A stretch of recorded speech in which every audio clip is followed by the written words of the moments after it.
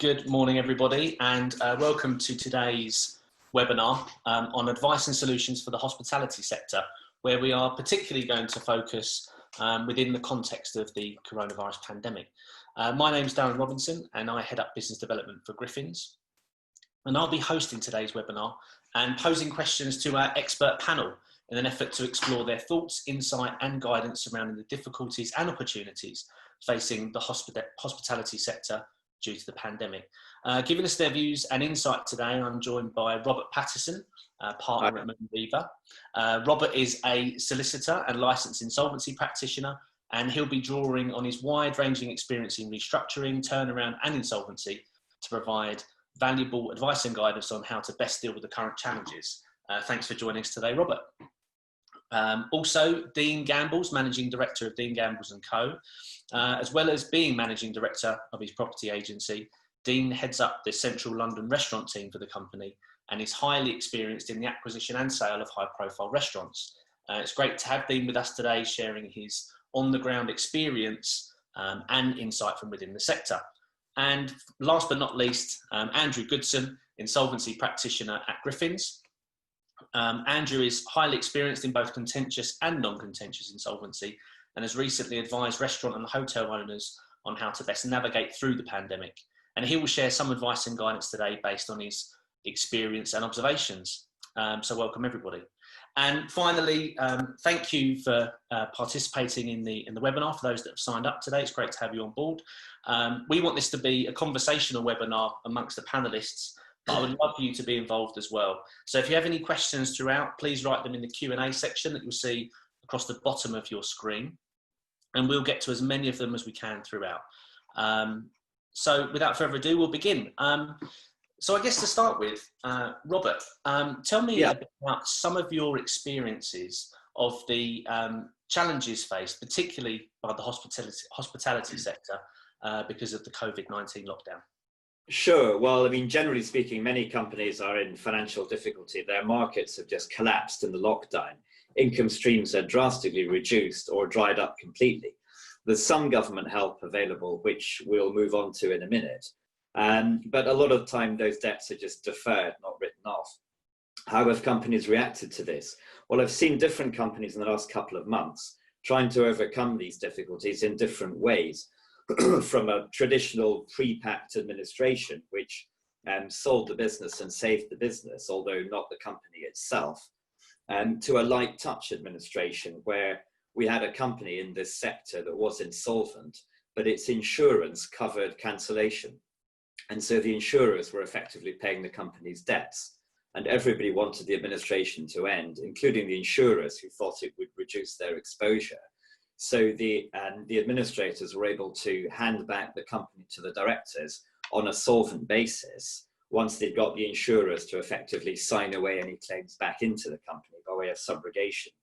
And then I've seen one company under the lockdown using the very quiet period to go out to the finance market and negotiate better finance terms with a new lender so it can look forward to the post-lockdown era, hopefully with renewed confidence. So these are examples of companies that have made big decisions and acted to try and save their businesses.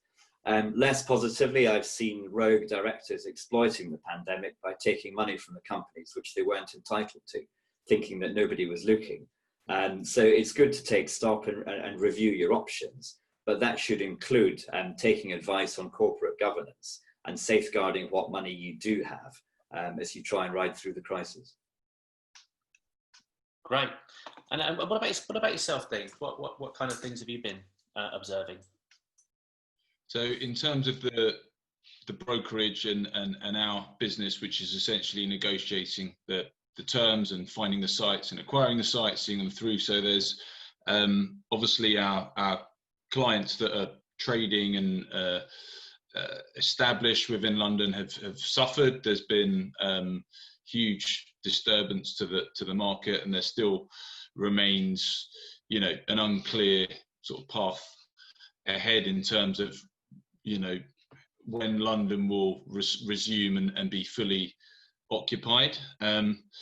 However, I think the government has acted, I think they've done a pretty good job in terms of the stimulus they've provided and the quantitative easing and money that they're sort of pumping back into the economy. I don't know how long this will help, how long this will last for, but I think certainly come 4th of July when restaurants are set to reopen, there's going to be a surge of Londoners wanting to get back out for sure. And speaking to my kind of friends and, business contacts and whatnot, people are very much excited to get back out into the restaurants. In terms of the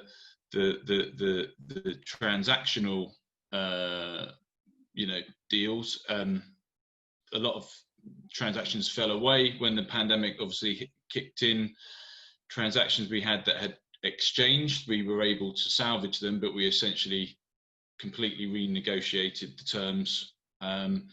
And over the last sort of 2-3 weeks, we've really seen a lot of activity, a lot of prospective operators, gaining confidence and, wanting to invest in the London restaurant market. So I think it's a good sign. But there's definitely going to be the next 6 months is going to see, I think, a clear out of the restaurants that have been, I guess, keeping their heads above water and maybe considering which way to turn. I think this will be the catalyst for those guys, throwing in the towel. But I think the aftermath will mean there'll be fewer restaurants, but those that survive will be quality.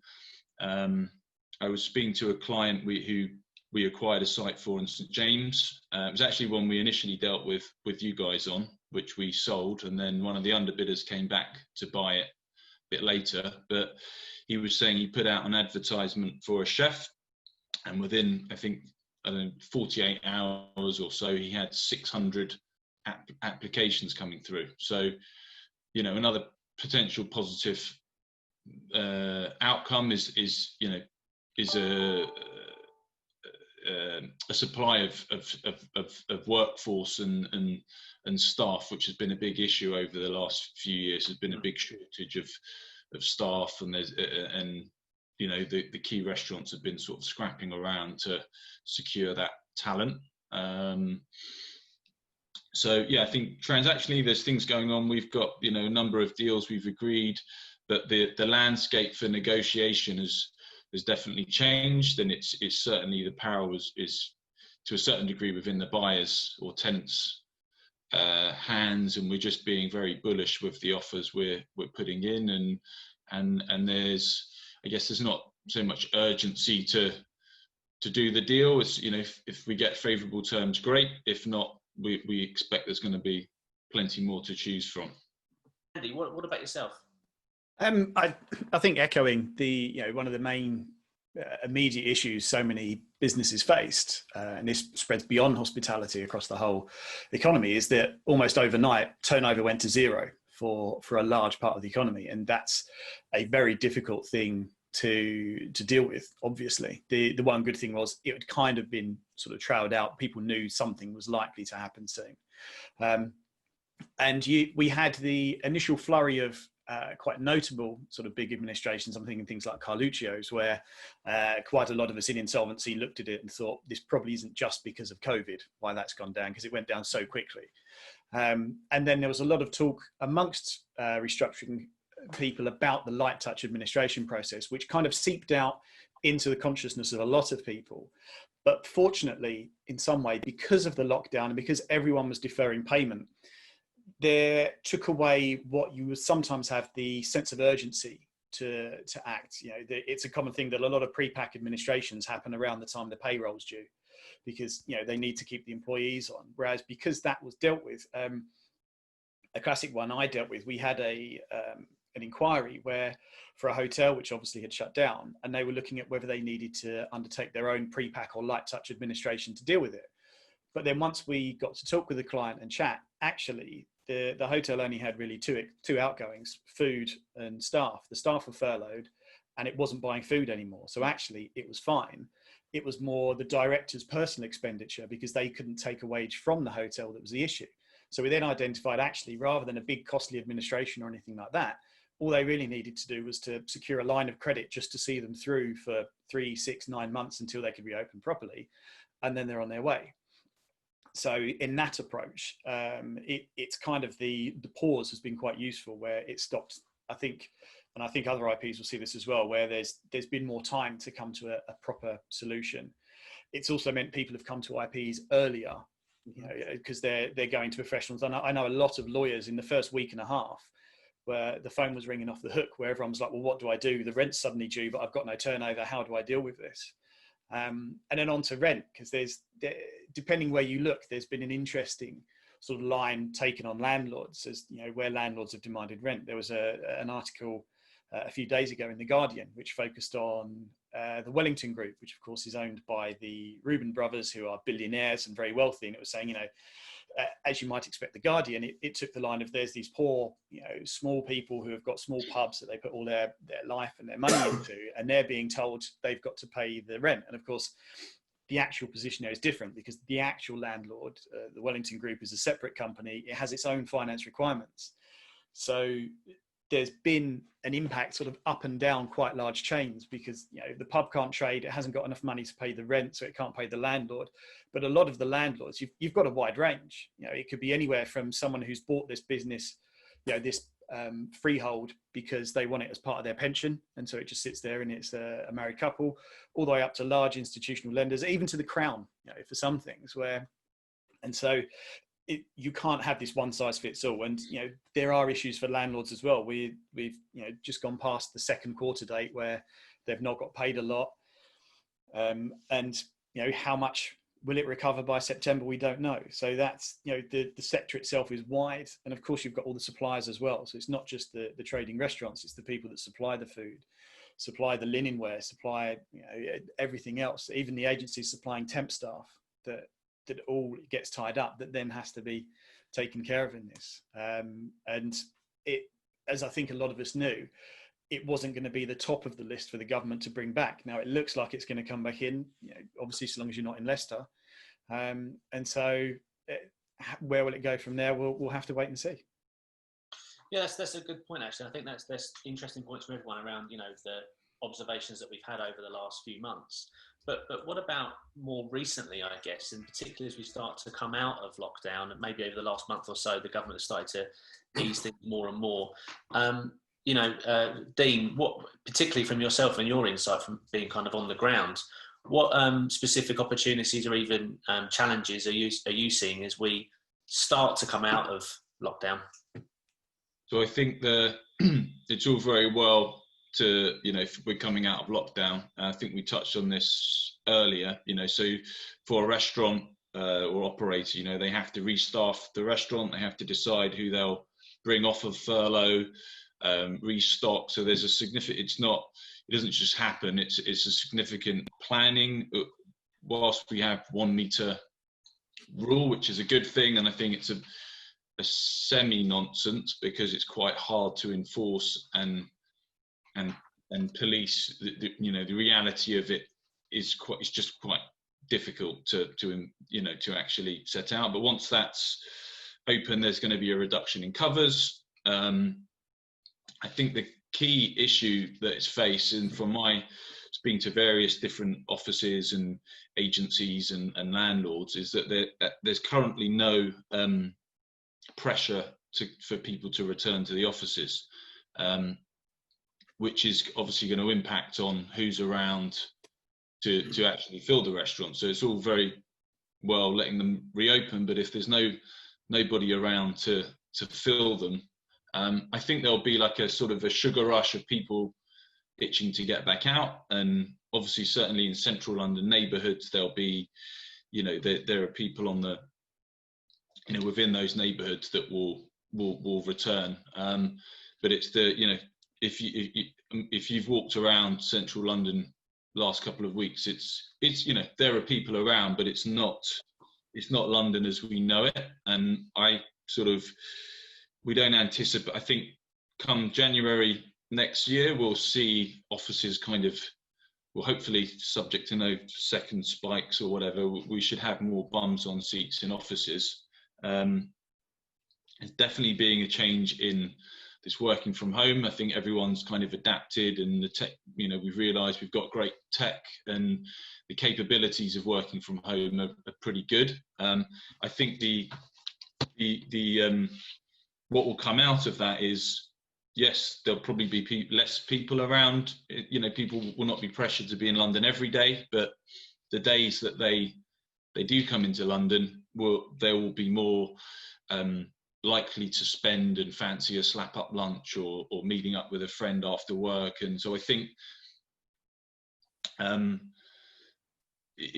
may be an impact on the smaller, we've seen that preps get, they're scratching around to raise, they're sort of panicking at the moment because, they rely on those quick convenience purchases. And I think that will be impacted upon negatively, I think. But the sit down restaurants that's more experiential, I think people will be more likely to to push the boat out and let's have a lovely lunch today, or let's go out for dinner tonight.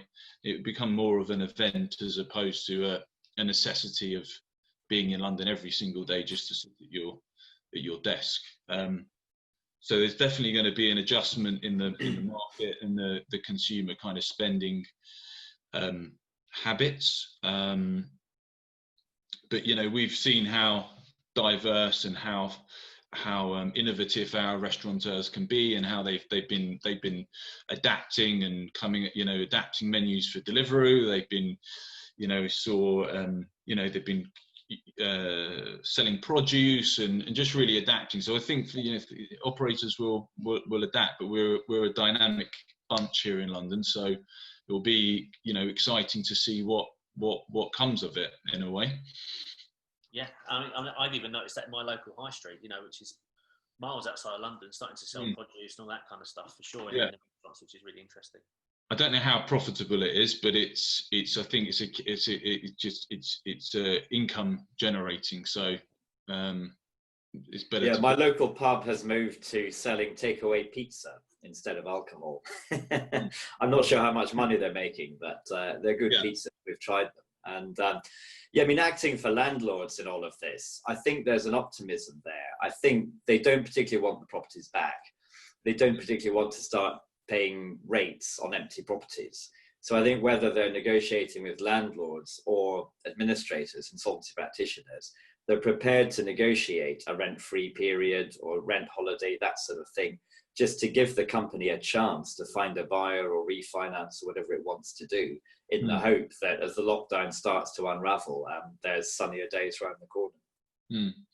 Well, I think for sure in terms of, with your landlord hat on, I wouldn't be rushing to forfeit leases and default, and because the chances are where we're negotiating on new leases for clients within the big estates, that I think over the last 5-6 years we've been, certainly in our central London restaurant sector, it's been a seller's market, if you like, and a landlord driven market, and the rents have been escalating, and it was pretty much for each quality site or there'd be 10-20 offers, and so with the things we're negotiating on now, we're putting in rents like 20-30% under the asking, which was unheard of 6 months ago.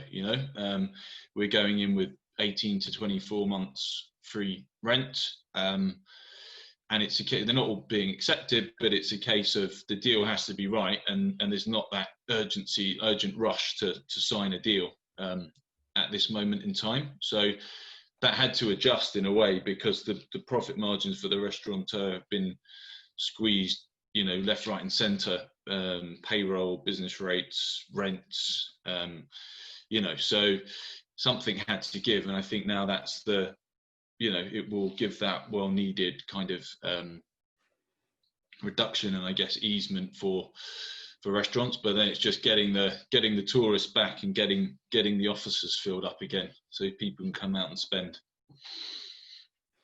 Yeah, and one thing I was intrigued by was, one of the points you've made there, Dean, which is it's the passing trade that's going to be the real loss at the moment. So at the end of the day, once you've got probably just a few more people going into the office, you will then also have, if you're going to go do a networking lunch with someone, you'll make the effort. You won't mind going up to London just for that lunch and then to come back. Yeah. So as you said, for the places where you're always going to have a sit down, you're going to spend 2 hours there, you're going to spend a decent amount of money and have a nice drink with it as well. Those sorts of places are probably going to have a stronger initial recovery than people like the Pretz. And I'm thinking near our office, we've got 2 or 3, fairly small individual pubs where you can see that they basically run on the lunchtime workers in the offices nearby going out if they just fancy something a bit more than a sandwich, or people just having 1 or 2 drinks after work before they then go home. And I think those are the establishments that are going to face some of the most difficulty coming out here, because those are the ones that they're just not going to have that passing footfall at the moment that's going to allow it.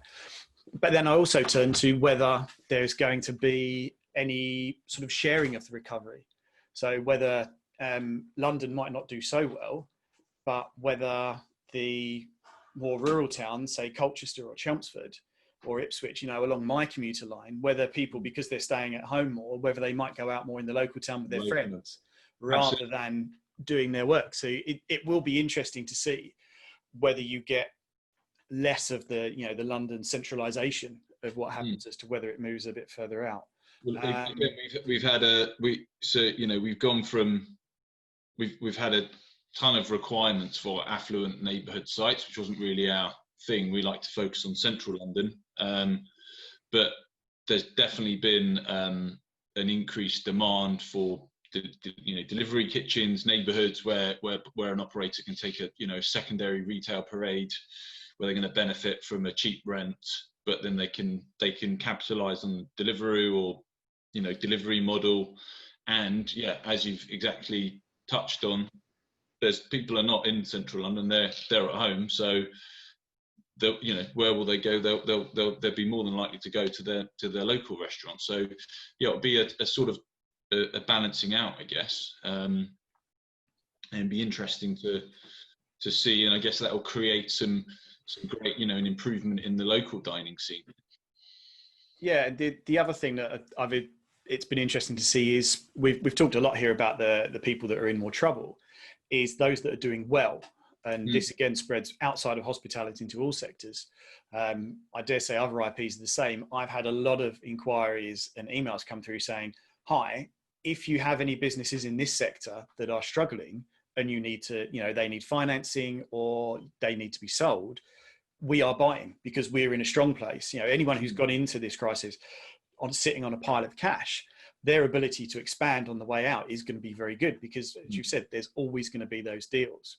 And there's also some who've been able to take a slower response. I've seen a few pubs where they've said, we've started a refurbishment, we're going to carry that on, and actually we're going to make sure that we don't open immediately on the 4th of July because we don't need to. We're going to give it a week or two, and we're going to go and visit some of the people nearby. We're going to see how they're doing it to make sure that when we open, we do it as well as we can. So that also allows them that extra time if they have to make any sort of minor internal reconfigurations to make it work better. That then better allows them to show that. Definitely. And what about from a seasonality point of view? So obviously we've, I guess, kind of missed out on the sort of summer peak almost. What do you guys see as being the effect or the opportunities or challenges that come from that? I guess depending on when lockdown actually finishes and Christmas coming up and all that kind of stuff. What's your view around that? In terms of the Christmas trade and again, it's hinging on offices being activated, and I think the media changing the topic. So if it sort of blows over, everyone seems to have forgotten about Brexit and Syria and all these other, and Russia, and we still hear about Trump, I think, quite a bit. But whilst because there is still a lot of I just crack on with things, and I'm sort of not but there are a lot of people that are actually exposed and vulnerable to the situation that need to be shielded. So there will be an element of and speaking to a variety of people, there is still uncertainty of what people can do and can't do, and what we should be doing. So I think if that's kind of gone away from the press, then I think for sure businesses will be wanting to arrange Christmas lunches, etc. So that's obviously one of the most important time of the year in terms of revenue. I'm not sure exactly. I think we'll see what happens from 4th of July and how that goes. Had an interesting call with a client in Dubai. So they were sort of 3 weeks ahead of us. So they've just reopened, and he's saying it's like been phenomenally successful. He's been busy. He said the business is strong. He made an interesting point in obviously in Dubai, it's pretty strict, so you don't want to mess around. We've seen over here already these sort of crazy parties that have been happening and people kind of really breaking the rules. So he made a point that when we reopen, it's going to be a big rush to get out, and maybe there'll then be a lack of respect for the rules and guidelines, if you like, which then could in theory cause another lockdown. But I don't think we can't do another lockdown. We just can't. We've got to get the economy restarted and get people's confidence back and get people out there. The Zoom calls are great, but it's those face-to-face interactions and meetings and brainstorming sessions, and that's where really we create things, and we get we those ideas are kind of flourish. So I think maybe I'm old-fashioned, I don't know, but I think there's always going to be a need for that, and within a city, that's why cities are so sort of powerful and exciting, because it's a kind of melting pot where people can be together and they can meet up and they can grab a coffee and they can get on with stuff. So I think I just hope we do get back to things sooner rather than later. I think on the subject of seasonality, it's quite tricky for hotels and holiday parks, etc., outside of London, Cornwall or the Scottish Highlands or somewhere, where they're very much dependent on the holiday season. And we've only just been told that we can go on holiday, and issues about which European countries can fly in and that sort of thing. And they've got quite a big decision to make. Is it worth them taking employees off the furlough scheme and opening up when they've only got from sort of July through till September realistically, or whether they just sort of refurb, take a season out and then open up all guns blazing in March? And I guess that's the sort of decision they're having to face up to now. Yeah, I think sorry, Dean. No, go ahead. I was going to say, I was thinking of that seasonality. You've got the two ends. It's almost too late for a large number of those that need the summer high season, and then Christmas. It will depend if Christmas is too early or too soon. If Christmas actually comes too early and not enough people have gone out and are wanting to go out for the restaurant and the pub trade, then it's not great. But if it's too late in that, no one can survive that long until the Christmas bubble comes.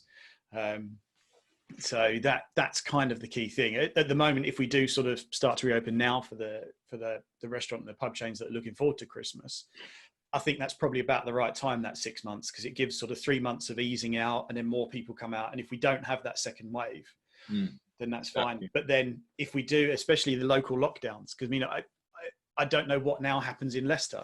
I mentioned it earlier, where Robert mentioned taking staff off of furlough. If you take your staff off of furlough, but then there's suddenly a lockdown, and I don't think anyone knows the answer to this.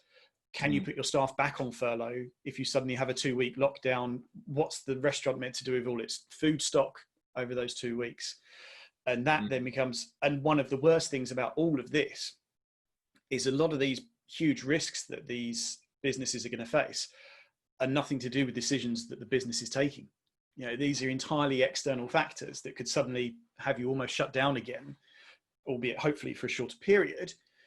but it's nothing you've done, and that's I dare say quite difficult for the owners, where usually it's you make the decision of how you're going to market it, who you're going to employ, where you're going to be, what price point you're going to use, and that's then kind of how the business succeeds or fails. But here suddenly it's entirely external that could suddenly just sweep your legs from under you, and that's one of the great uncertainties going forwards from here, where the government is trying to assist, but you get so many unintended consequences of things that happen. And obviously, public health is, and rightly, is generally the first priority, but the economic health, it needs to follow along. So that's a good point, Andy. And with that in mind, then maybe talking about the support from government and others. So, Robert, just tell us a bit about the support available to those within the sector, to link into Andy's point as well. Well, there has been a lot of support actually, in different things the government's done.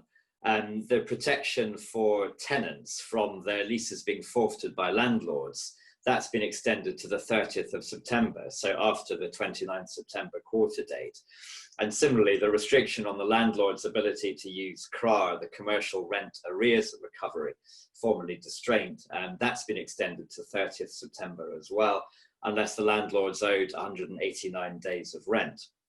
And similarly, the restriction on statutory demands and petitioning to wind companies up, that restriction where companies are affected by coronavirus now extends until 30th of September. And very few companies haven't been affected in some way by the pandemic. And we know from a recent court case that it's a very low threshold. It's effectively a moratorium. And then with landlords and tenants in the hospitality sector specifically, there's a new code of practice that the government has worked out with the retail, hospitality and property sectors. It's voluntary, but it encourages tenants to pay rent in full if they can. If they can't, they should pay as much as they can. Landlords are supposed to support tenant businesses if they're able to, rather than looking for ways to get out the lease. Now, I don't know how much teeth that will have. It's voluntary. I don't know how much following there'll be, but landlords have to survive as well as tenants. And you can see the government's pushing them together to try and get them to do deals if they can, and just sort of ride through the crisis. VAT payments have been deferred for the period until the end of June, and those don't have to be paid until 31st March next year. There's the job retention scheme, which you'll know all about, and the various loans and grants, which I think Andrew's going to chat about in a minute. And then following last Friday, so hot off the press, the Corporate Insolvency and Governance Act 2020 came into force. And that's not really affected the existing types of corporate insolvency, but it's added in a couple of sort of soft insolvency procedures, if you like. For example, the moratorium has been talked about a lot. And this is available to a company which is or is likely to become insolvent with the help of a monitor who has to be an insolvency practitioner. So there's a plug for you, Andrew. Companies can obtain a moratorium from creditors and a payment holiday for 20 business days initially. It can be extended in various ways. And during the moratorium, pre-moratorium debts can't be enforced. So you can't take steps to bring insolvency proceedings or forfeit leases or repossess goods or that sort of thing. And there's nothing transitory about this. This will endure beyond the COVID crisis. It's in the statute book now. And it will give companies who are distressed a breathing space to refinance, propose a CVA for creditors, find a buyer, or even propose a new type of restructuring called an arrangement and reconstruction, which is another soft insolvency tool that's been introduced by the new Act.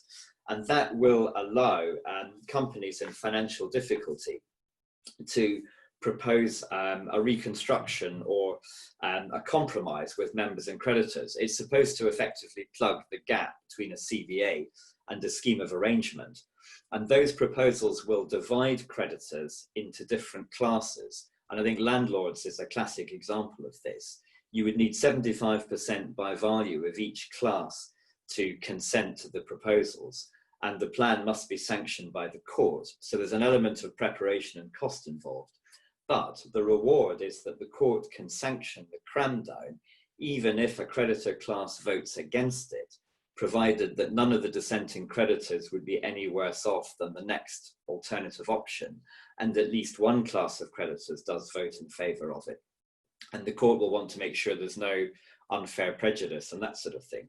But in the right circumstances, it definitely allows a company to restructure very effectively and reduce its debt considerably. And so actually, there are plenty of options potentially for distressed companies. I think, Robert, that's that's fascinating stuff, which I wasn't aware of. And I think one of the key things at the moment, which we, just from my experience in agency, is that the insolvency is always sort of left to the last minute, and it's not, businesses will plan for every multitude of everything else, but they don't tend to effectively plan for insolvency, and that maybe they don't get the right advice, or it's at the last minute, or I guess they bury their heads in the sand. But I think out of this pandemic, we should really be softening the people's attitudes and really kind of, I don't know, opening your arms in a way, and enabling people to sort of come in and have a chat and actually understand the possibilities. And you mentioned at the beginning, whereby I think you had saved a business, and I think that's a key message, which again maybe operators are not really thinking about. If they act quickly and they plan effectively, they can actually save the business or come away not in a better position, but to a sort of a positive outcome. And I think that's what this sort of bridge with Griffins, etc. I think we really want to be kind of pushing that and enlightening people and really like clarifying what options are out there. And it seems like there are some really interesting options and possibilities available. I think that's right. And I think what the government's wanting to do is reduce the stigma of insolvency and those sort of headlines of sending in the receivers, winding up companies, that sort of thing. That's the absolute worst case scenario. But I think if companies are able to face up to their financial issues and look to take advice, think about a moratorium, which could be as simple as 20 business days to renegotiate the banking terms, and then come out the moratorium and trade on. And there's an insolvency practitioner there advising as the monitor, but there's no administration, there's no liquidation, nothing like that. It's the same company has been rescued, in inverted commas, and the creditors will be paid, perhaps later than they'd hoped, but they'll be paid. And that will give companies a second chance, whereas 3 months later on, further down the decline curve, and the same company could find it's too late to save itself. And there's a possibility of saving the business, as you said, if somebody's prepared to buy it. But if the business has been impacted too much by the distress and the customers are going elsewhere, it can be too late to do that. Yeah, I think that's one of the key things that for me, when a client comes in for advice, generally the earlier they come in, the far more options that are available. And notwithstanding that I'm an insolvency practitioner and we take formal insolvency appointments, there's always a desire to actually help them. If they can just do something that allows them to turn around and go away, that's just as good an outcome for us, because it keeps the economy ticking over, and it means there's someone out there to purchase. If the next one who comes in the door, we need to sell it to someone. So there's always that desire. There's a lot of schemes available, but at the risk of being the negative insolvency practitioner, there's some devil in the detail of some of them. One of the very good, more recent schemes is the bounce back loans, where a lot of people have said they're basically free money. The government will guarantee lending of up to £50,000. It can be used for pretty much anything that would be a legitimate business expenditure. Now, where one has to be a little careful is exactly how it's applied. Now, the Money Saving Expert site, they managed to get hold of the Treasury, and in what appears to be the desire of government to assist people and try and be clear, they've answered some very specific questions. But looking at it as an insolvency practitioner with a history in the more contentious side, where one is not always as nice to directors as one might be, some of the things they've said you can do with the money, you have to be careful. One example that someone gave was, if I'm a director and I've personally guaranteed the bank lending, can I get this new loan and then repay the lending that I've guaranteed, and so just leave it as it is?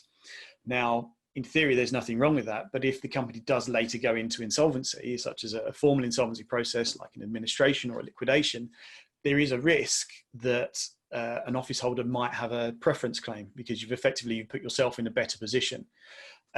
Similarly, one of the examples that was given by the Treasury for how you could apply the funds is if your company had sufficient distributable profits to declare a dividend and had declared the dividend, but didn't have the cash to pay it, you could take this loan in order to pay the dividend out to the shareholders, which in smaller companies is generally going to be the directors anyway. Now that again is something where you have to be very careful as to whether that might be misfeasance, particularly because there's the whole thing that when a company approaches or becomes insolvent, then the directors have to have far more care for the position of creditors rather than shareholders. So these are things, I'm not saying, oh, don't take the bounce back loan or anything like that, but just be careful to make sure you are applying it properly. And if you're in any doubt, that's where coming early for advice to someone like me or to Robert or anyone else, they can give advice and say, well, actually be a little careful here. And on a similar note, there have been a number of good grants provided by the government that obviously no one has to pay back. Things like the coronavirus job retention scheme, so they're paying 80% of wages. The self-employment income scheme, which was effectively the same thing for sole traders, and the statutory sick pay rebate scheme. But just remember that these are taxable benefits. These are taxable income. So while you don't have to repay the government, when it comes to time to do your accounts, and I'm sure most of the accountants are going to flag this for you anyway, but it's always better to make sure you deal with it then rather than, there's a chance that the return might go in slightly wrong and then HMRC come down and you could end up with penalties and all these issues that you face down the line, because at the end of the day, you don't want to care about this now. At the moment, what you want to care about is being able to open the doors, have customers come in and earn money again so that it actually matters what's on your tax return. But it's just always being aware that there's almost always something hidden to be aware of in a lot of these things. And again, it's getting good advice, be it from your accountant, your solicitor, or an insolvency practitioner. And I'd like to think that as the other two have said, where the government's trying to go is to stop insolvency practitioners seeming almost like a dirty phrase in business, and to show that we can assist businesses that are still going, and we can make sure that business carries on rather than just find a way to put it into a process and chew it up through insolvency. And I think we've covered off a lot of insight there, which is really helpful. And in a second, we'll move on to some looking forward and kind of some advice about that as well. But there's a few questions that have come through. Now, in the interest of time, I don't think we're going to get time to ask all of them, but we will follow up with answers to those questions in a document to all attendees to make sure they are answered. But I'll just pick a couple. I'll try and pick the hardest ones possible for the panel. I think that's probably more fun. So I guess one of the questions is, what are the typical deals that are being agreed between tenants and landlords? I think there's three parts to this question. What are popular turnover deals, and what other options are being discussed? Open to anyone who wants to take it. I can kickstart that one. So there's been discussed, obviously we're typically here, we will have a 15-year lease. We deal with a lot of the institutional landlords who operate the estates within central London. There's not been any kind of, guidelines, I guess. Each landlord is different, but what we've seen by and large in terms of assistance has been a rent holiday, really, which essentially means that money has got to be still paid back, and we've seen it being amortized over the remainder of the lease, which is fair enough because the landlord has to meet its own costs and its own head office costs and its own mortgages and interest, etc., to pay. But it's sort of from the operator's perspective, it's still, if you haven't been able to trade for a period of time, where does that money come from? It doesn't come from thin air. So there was other sort of comment of extending leases at the end, where I'd heard that discussion whereby, if the lease, the pandemic's forced trading to stop for 3 months, so therefore a lease would extend at the end of the term for 3 months to enable that money to be paid back, which I thought sounded like a sensible idea. But going back to the sort of question, the deals that we're seeing are still the, you know, so you'd have a base rent and then a turnover top up is the mechanism which most institutional landlords use now, and the turnovers tend to be sort of 8 to 12% depending on the site, whether it's in a shopping centre.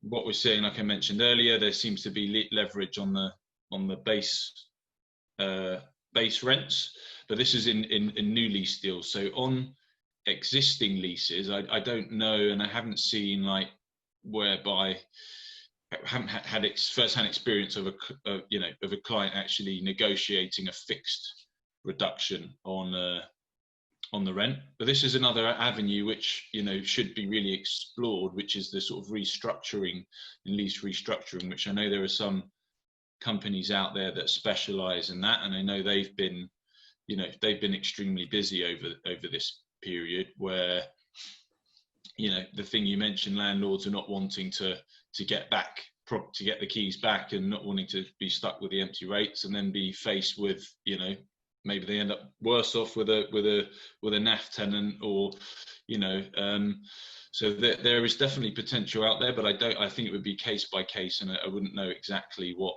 the turnovers you know, I've had clients talking about where their, you know, rent being related to the turnover. So if their turnover is only at 30% of what it was normally, therefore the rent they can pay is 30% of what the rent was. But again, I don't know how these have actually been formally structured, and is it a side letter, or I'm not sure how they're actually implemented.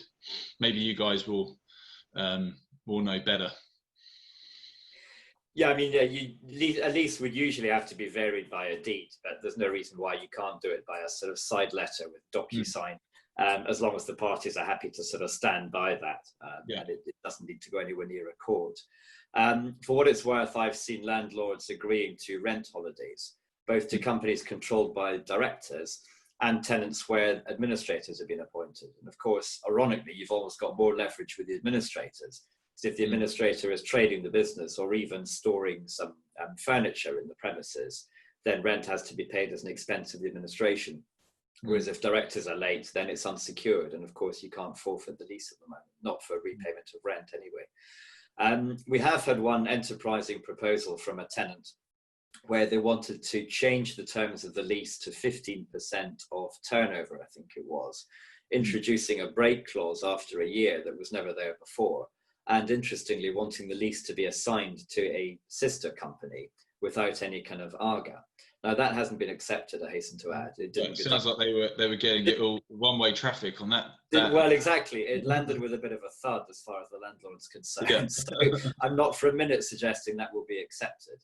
But that's the sort of enterprising proposals that are coming forward. Whether there was a sort of lease restructuring professional in the background or whether it was just the directors, I don't know.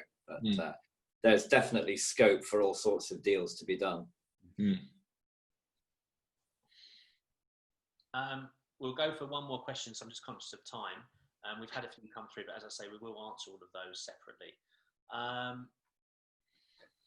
guess more of a technical point, but got a question here around, theoretically you can re-furlough, as I understand it, provided the staff are then furloughed having already done a 3-week period of furlough prior to 30th of June 2020. So I guess that's more of a technical question around furlough. Has anyone got any opinion or insight into that? I think that's a response to the open question I posed earlier as to, you know, if you suddenly have these local lockdowns and you've just got your staff back, are you then allowed to re-furlough? And obviously someone knows the scheme better than I do. Although an answer to the question. We need to bring that man on the panel. Yeah, so there's someone putting their hand up for the next one. But then of course there's then, you know, as we said, we don't know what's happening in the future, how long the furlough scheme will stay open. Obviously, if you've taken on any new, sorry, I put my teeth in. If you've taken on any new staff as you've opened up and you haven't already furloughed them, then you might not be able to get them onto the furlough. So it was showing, you know, there's all these things these unknowns that we're going into that no one really knows the exact answers to until we get there, unfortunately. Yeah, I'm just worried the furlough scheme is a bubble that's about to burst because and companies have been saved a lot of money by not having to pay full salaries all this time. And it's becoming more flexible after this month, but it's going to end. I don't know if they'll extend it further or whether it ends in October. But I think it's, again, big decisions are going to have to be made when the employees come back. How does the business cope effectively with having to pay the payroll again in full every month? I was speaking to a lawyer friend, and his business employs 300 staff. He said they furloughed 100, and it looks they're basically planning to make 50 redundancies. So I think there's going to be, that bubble will burst, and I think there's going to be redundancies coming, for sure. So I guess just to finish up, I'm really conscious of time, and thank you to everyone that's attended for listening for the full hour. If you could give only kind of one succinct piece of advice to someone in the hospitality sector now, what would that be as we come out of lockdown, as we go into the rest of this year and into 2021? Let's start with Andy on that, I think. To repeat something I said or I touched on earlier, it would just be to come and seek advice early, not necessarily from an insolvency practitioner, but from solicitor, accountant. Get advice as early as you think there's even a sniff of a possible problem, because the earlier you come, particularly anything that's approaching insolvency, the earlier anyone comes in for advice, the more avenues that are still open that can be explored to save the business without needing a catastrophic formal insolvency process like a liquidation.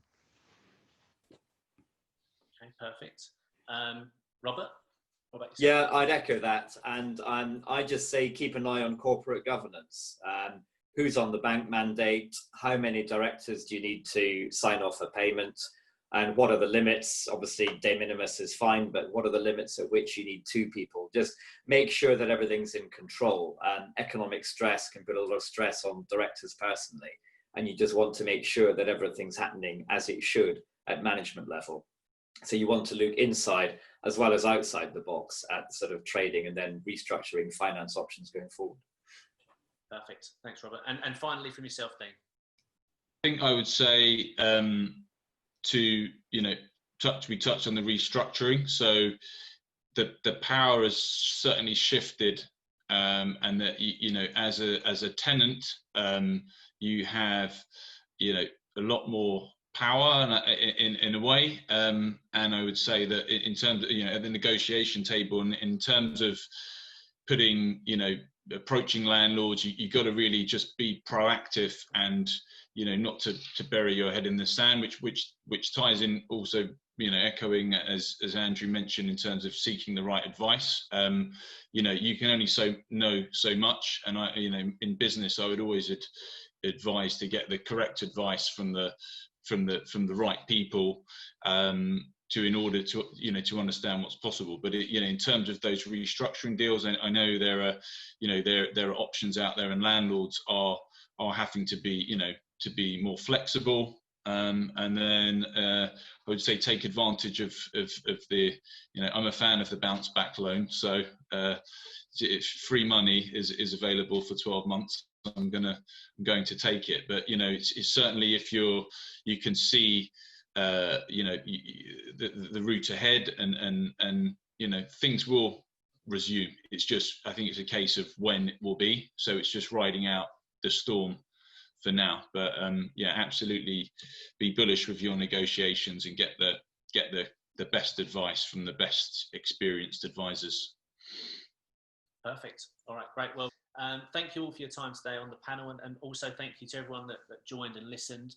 Hopefully you found that useful. If there are any questions or comments, then please feel free to email them to events@griffins.net, and then we'll pick those up and send them out to the relevant party.